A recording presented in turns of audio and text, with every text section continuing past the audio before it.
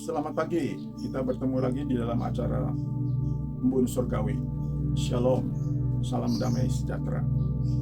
Hari ini saya mengambil renungan yaitu tentang gas dan rem. Diambil dari Filipi 3 ayat yang ke-13 sampai yang ke-16.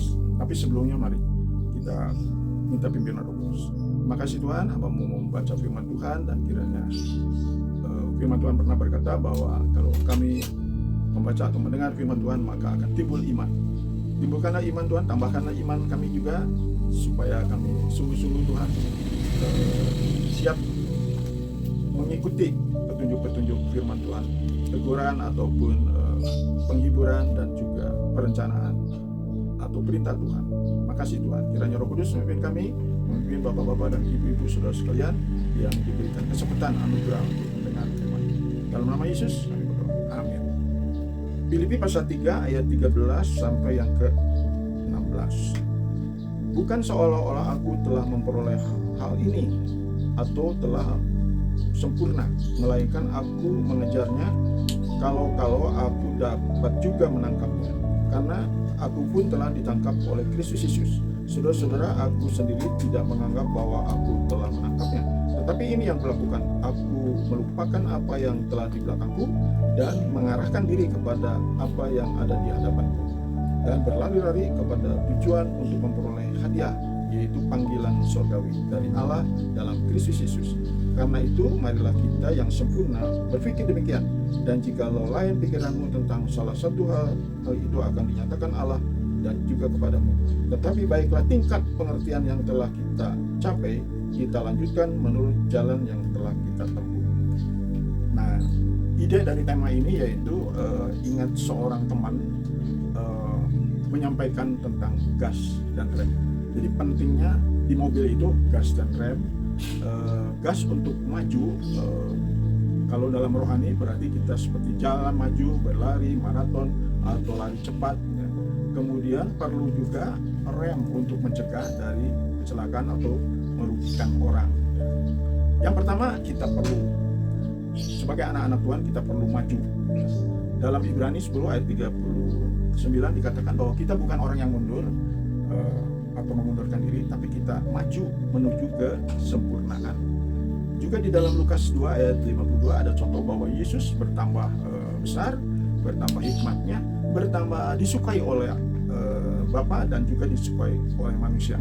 Nah, itu sasaran kita juga, kita maju supaya disukai oleh Tuhan dan juga oleh sesama kita.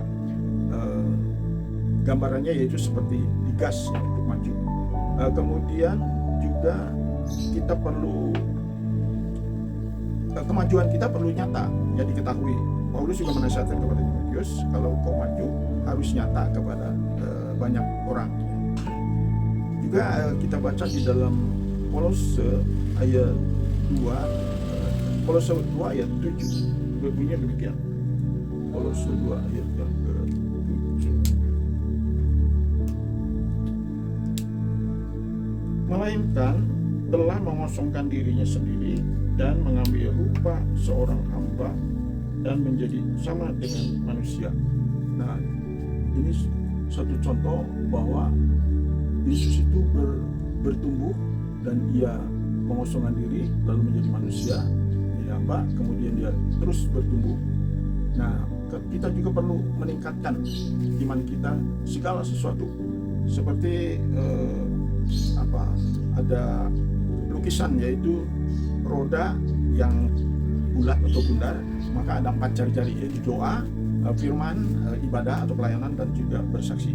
Jadi ketiga-tiganya harus dijaga, harus seimbang, dan juga harus maju, bertambah terus. Jangan sampai doanya panjang tapi baca kitab kurang. Jadi harus seimbang, dan juga jangan puas kalau sudah seimbang, kita harus bertambah. Ukurannya itu kita wajib seperti Yesus, ketaatannya, kerendahan hatinya, kesabarannya, dan maju terus, pantang mundur walaupun banyak hambatan-hambatan. Itulah pentingnya gas untuk maju. Tetapi juga memang ada rem, jadi kita harus bisa mengatur gas dan rem ini, jangan salah injak ya. Rem itu yaitu untuk supaya kita berhenti sejenak atau istirahat, atau juga menghindari kecelakaan atau menghindari merugikan orang dan lain-lain.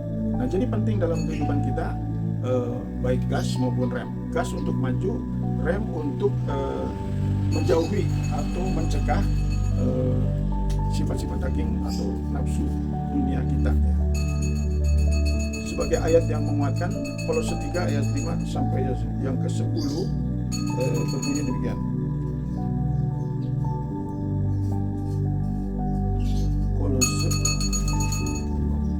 Kolose 3 ayat 5 sampai 10. Karena itu matikanlah dalam dirimu segala sesuatu yang duniawi, yaitu percabulan, kenajisan, hawa nafsu, nafsu jahat, dan juga keserakahan yang sama dengan penyembahan berhala. Semuanya itu mendatangkan murka Allah atas orang-orang durhaka. Dahulu kamu juga melakukan hal itu, tetapi ketika kamu hidup di dalam. Tapi sekarang buanglah semuanya itu, yaitu amarah, geram, kejahatan, kejinan, fitnah, dan kata-kata kotor yang keluar dari mulutmu. Jadi itulah yang kita perlu rem, kita perlu cegah ya, bersama-sama. Mari kita fokus kepada Yesus sebagai teladan kita di dalam menggas atau mengerem ketika dia maju, dan juga ketika dia berhenti dan berdoa untuk kekuatan menghadapi tantangan.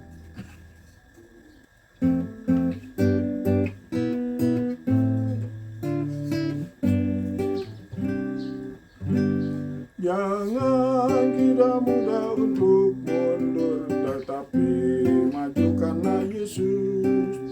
Yesus maju walau banyak rintangan dan hambatan. Jangan kita mudah untuk mundur, tetapi maju karena Yesus. Yesus maju